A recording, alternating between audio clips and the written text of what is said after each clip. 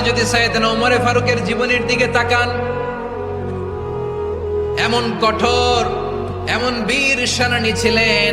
সাইয়েদনা ওমর ফারুক যদি রাস্তার এই মাথা দিয়ে হাঁটা শুরু করতেন, শয়তান ওমর ফারুককে দেখলে ওই রাস্তা রেখে দিয়ে অন্য রাস্তা দিয়ে হাঁটতো। সুবহানাল্লাহ।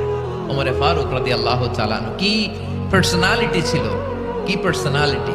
আমাদের এলাকায় ছোট বাচ্চারা রাতে ভাত খেতে চায় না, আমার মেয়েটাও খেতে চায় না। এই এটা দিব ওইটা দিব, আজকে মাহফিলে আসার সময় বলে দিছে লিস্ট করে এটা এটা আনতে হবে।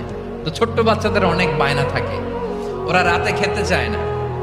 তো মায়েরা বিভিন্ন ভয় দেখায়, এই বাঘ আসবে খাও, ভূত আসবে, বাঘ আসবে, খাও খাও খাও, তাড়াতাড়ি খাও। তো বাচ্চারা এগুলো শুনে ভয়ে খেতে শুরু করে।